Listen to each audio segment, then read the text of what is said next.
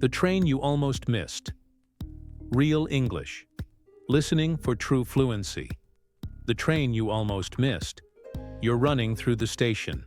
The air smells like metal and coffee. The speakers crackle overhead. A voice announces something fast, almost too fast to catch. You only hear pieces. Platform 9. Final boarding. Doors closing soon. Your footsteps echo against the tiled floor. Your breath comes in short bursts. Somewhere behind you a suitcase rolls. A child laughs. A train horn sounds. You check the clock. 9:25. You've got 1 minute, maybe less. You rush down the stairs, turn the corner, and there it is. The platform, the train, the doors still open. You make it just as they start to close. You slide inside, heartbeat loud in your ears. The sound of the world narrows to one single thing: the rhythmic clatter of wheels against rails. You did it. You caught the train. But this isn't just about getting somewhere, because this is the moment fluency feels like this. Not calm, not certain, but alive. You don't think. You react. You move. You listen. You understand without trying to understand. You take a seat. The world slides past the window in a blur of color. Across from you, a man checks his phone. A woman adjusts her scarf. A teenager hums to the music in her headphones. The air vibrates with quiet English. Real English. Not the English from books. Not the kind that waits for you to translate. This English moves too fast for that. It lives in glances, half-finished sentences, soft laughs. It's the rhythm of the world, not the rhythm of grammar. You close your eyes. You hear everything. Announcements, footsteps in the corridor. The faint whisper of people talking about work, weekend plans, weather. None of it slows down for you, but somehow your brain keeps up. And that's where this story begins. Because language doesn't happen in silence. It happens in motion. In places like this. In the spaces between departure and arrival. In the seconds before the doors close. In the breath you take when you realize you're exactly where you're meant to be. This train isn't just a journey through places. It's a journey through sound, connection, and instinct. Welcome aboard. To the train you almost missed. The seat by the window. You find a seat near the window. The kind that lets you see everything. The platform, the sky, the slow drift of clouds. The train shudders, then starts to move. Outside, the world begins to slide past. Concrete, light, motion. Across from you, a man in a gray jacket folds his newspaper. His coffee sits between his shoes. He glances at you briefly and says, "Made it just in time, huh?" You nod, still catching your breath. "Barely." He smiles. "Happens to the best of us. Every morning feels like a race, doesn't it?" You chuckle. "Yeah, and somehow, the train always wins." He laughs quietly, turning a page, the sound of paper mixing with the low hum of the engine. You look out the window again. A woman waves goodbye from the platform below. Maybe to someone inside this carriage, maybe to no one.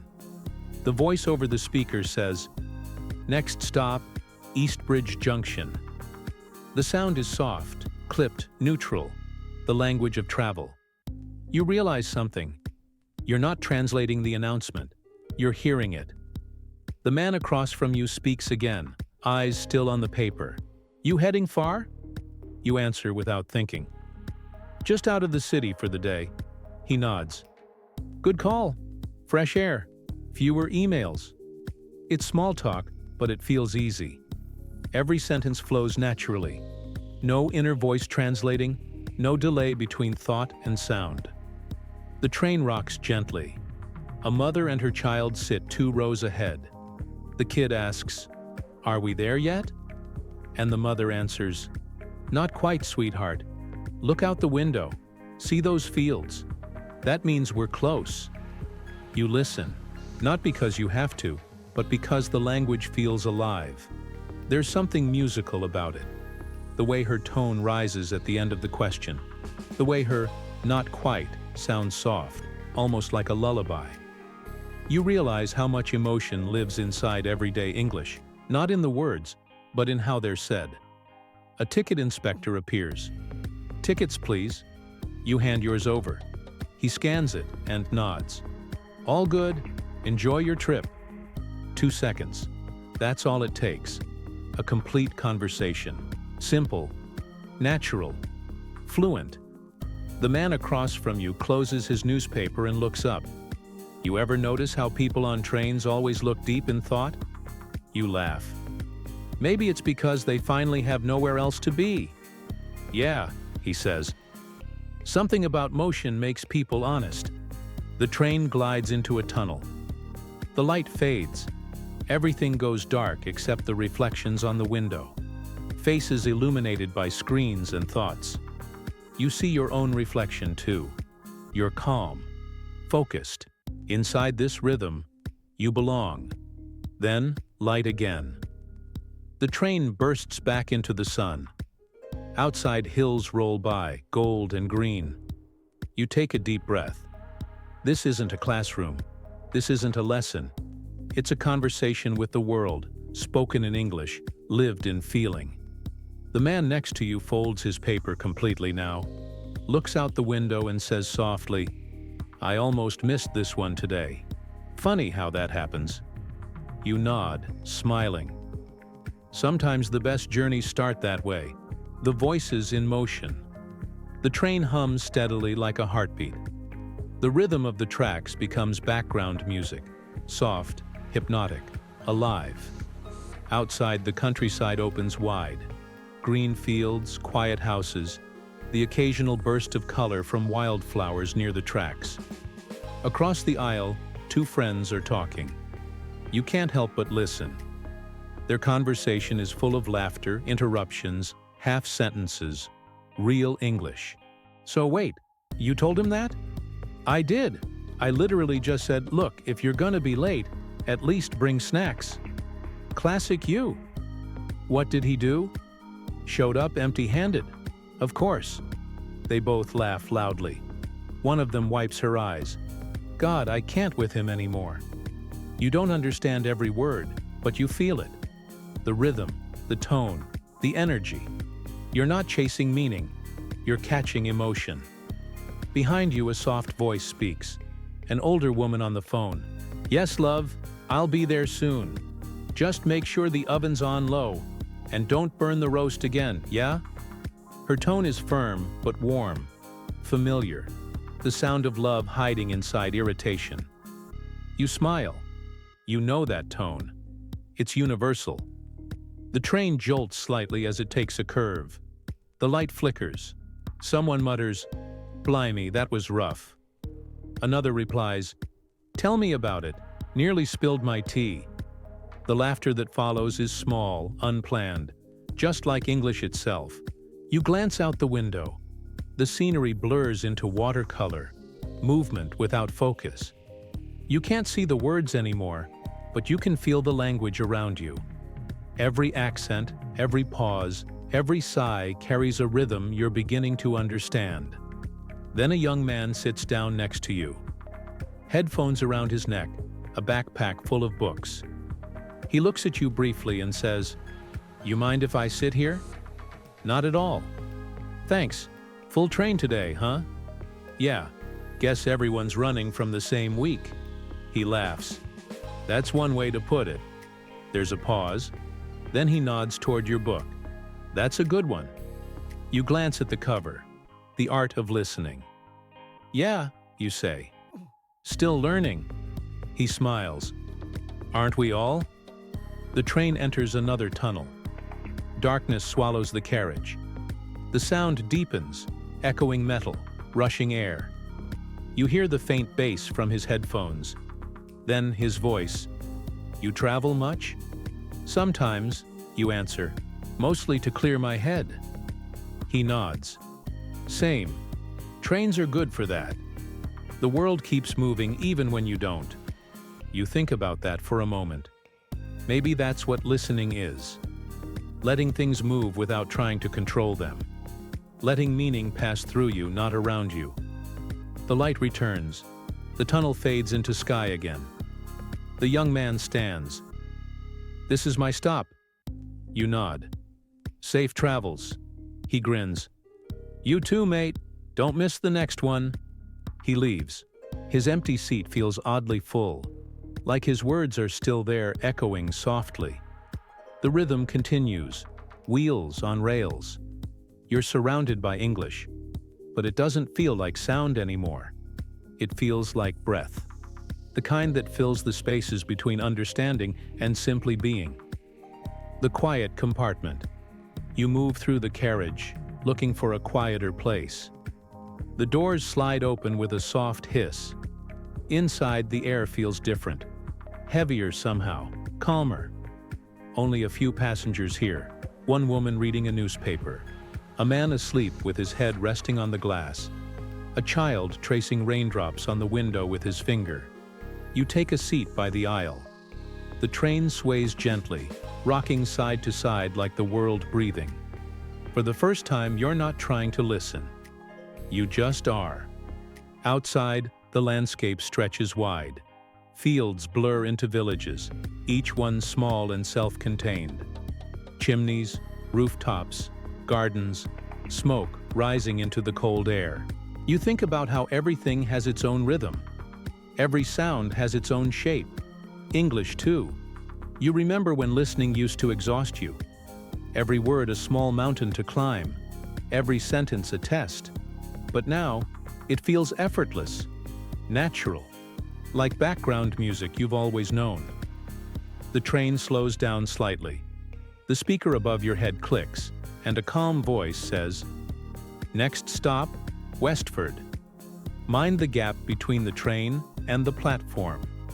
You repeat the phrase in your head. Mind the gap. The sound of it, short, rhythmic, familiar, feels like part of your memory now.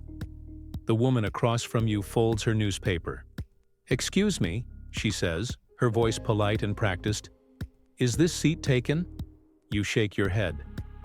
"No, go ahead." "Thank you." She sits, sighs softly and says, "You know, it's always the same voice on these trains. Calming, isn't it?" You smile. "Yeah, feels like it's keeping the whole country moving." She laughs. "Exactly. Someone should give that voice an award." You both chuckle quietly. The conversation ends naturally, comfortably. She goes back to her reading. You look out the window again. The rain starts, light at first, tapping softly against the glass. Each drop is a word. Together, they make a sentence only you can hear. You realize something in that moment. Fluency isn't about understanding everything. It's about not needing to. It's about knowing that what you miss doesn't matter as much as what you feel. The child across the aisle hums quietly to himself. His mother whispers, "Shh, not too loud, darling." He whispers back, "But I like the sound." You smile. You understand both of them. Not just their words, but their meaning, their warmth, their life. The world outside darkens a little. The lights flicker inside the carriage. You take a deep breath. The sound of the wheels beneath you becomes hypnotic. Click, clack, click, clack. A language older than words. You close your eyes for a second, just listening. The city is far behind now. All that remains is rhythm and breath, and the voice of the world telling stories you finally understand. You're not learning English. You're remembering it, like it's something you always knew, waiting for you to catch the right train. The stranger with the photograph. The train slows again, the brakes sighing like wind against glass. Outside, the rain has turned steady, streaking down the windows in silver lines. You watch droplets race each other, merging and breaking apart. The world outside looks like it's moving in slow motion. A man sits down across from you, older, with kind eyes and a heavy coat. He places a small photograph on the table between you, the kind that's been folded and unfolded too many times. He looks at it for a moment, then up at you. "Mind if I share this?" he asks. You shake your head. "Go ahead." He slides the photo forward. It's of a woman standing in front of a seaside cottage, sunlight behind her, hair caught in the wind. She's smiling, but her eyes seem to hold a secret. "My wife," he says softly, "used to live near Brighton. We'd take this train every weekend." You nod, unsure what to say. The sound of the rails fills the space. "She passed away last spring," he continues, voice steady. "Still feels strange making the trip without her." You stay quiet. Sometimes silence is the only language that matters. He looks out the window. "Funny thing about trains, they never stop moving, no matter who gets off." You listen. The rhythm of his words carries weight, the kind that lives beyond grammar or accent. He turns back to you. "You're not from here, are you?" "No," you say. "Still learning my way around." He smiles faintly. "Then you're doing better than most. You're listening."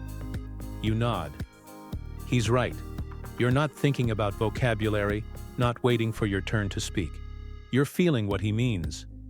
The pauses, the tone, the unspoken things. Outside, the fields pass slowly. Faded barns, quiet rivers, the occasional flash of light on metal. Inside, the air feels thick with memory. He picks up the photo again.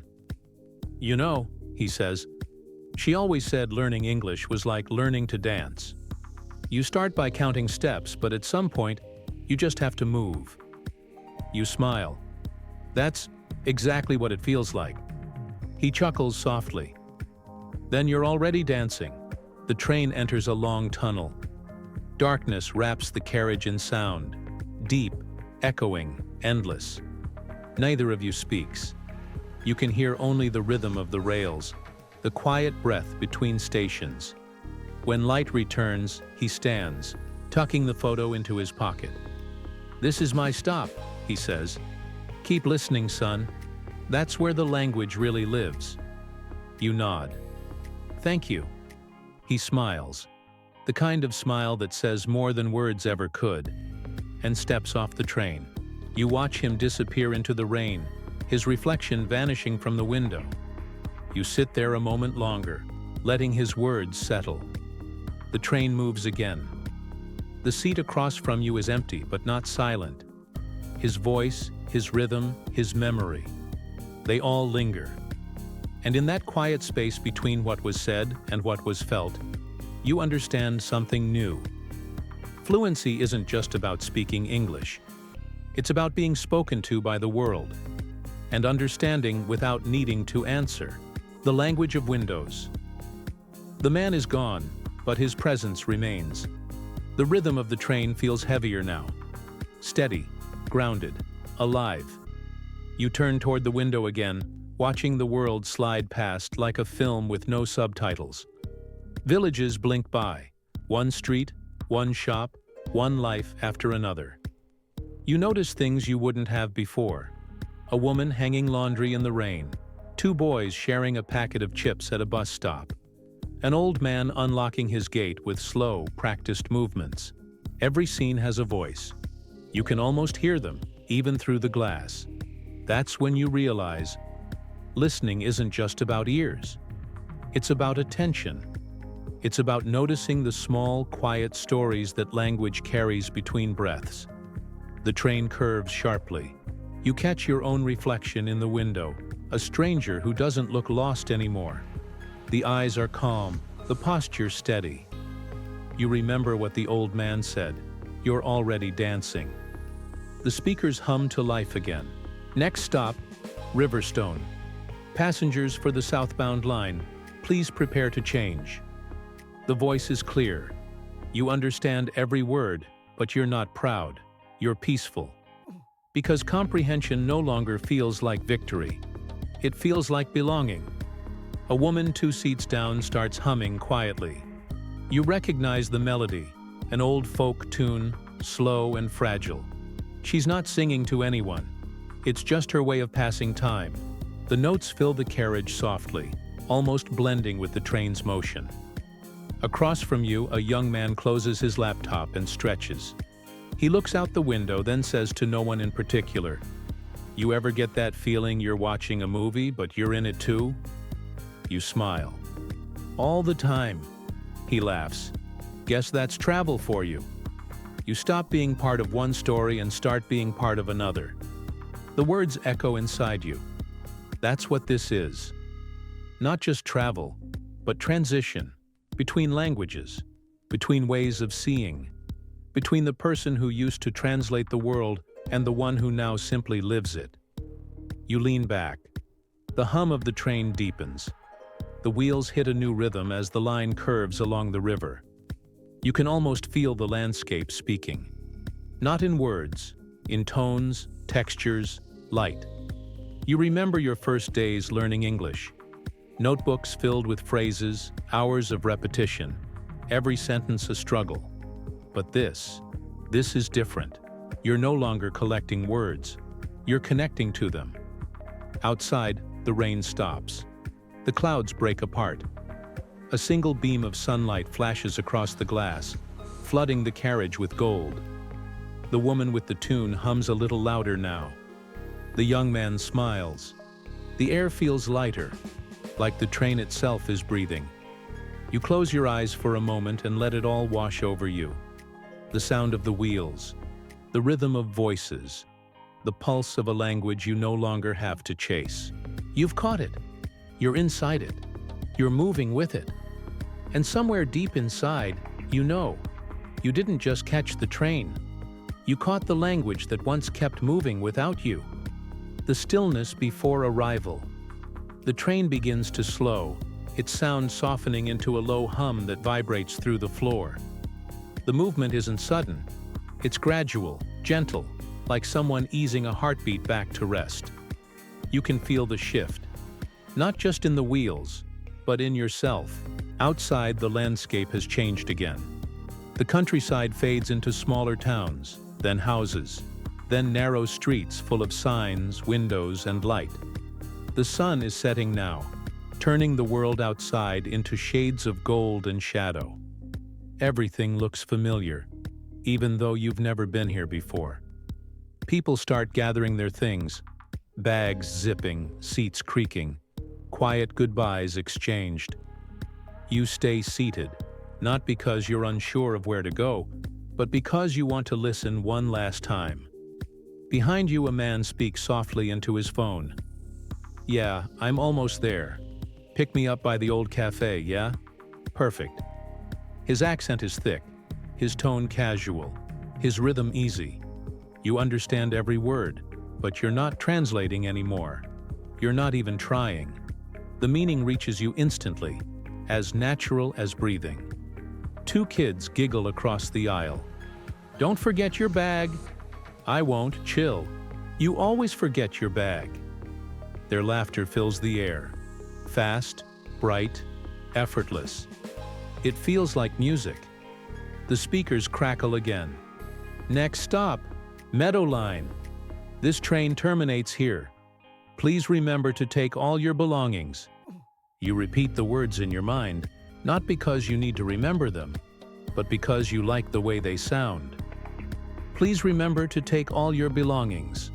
Calm, measured, human.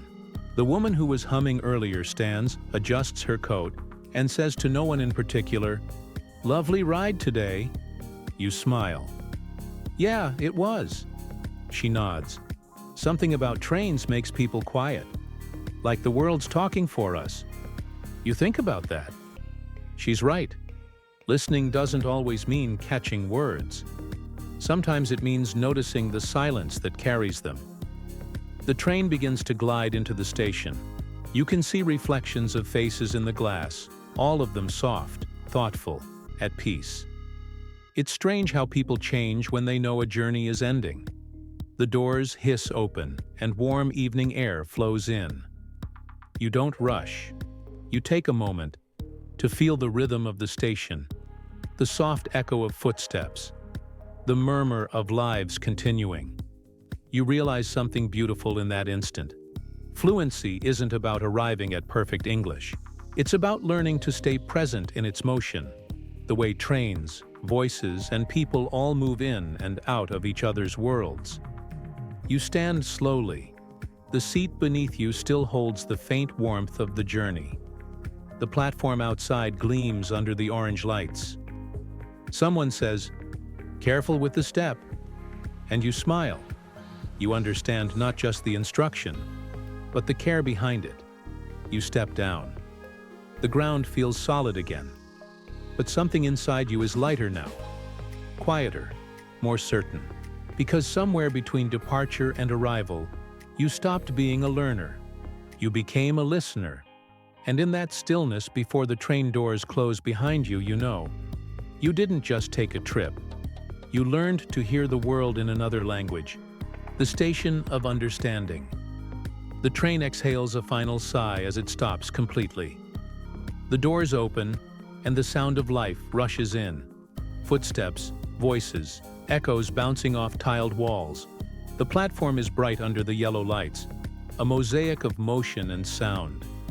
You step out, and for a moment, everything slows. The air smells of rain and iron.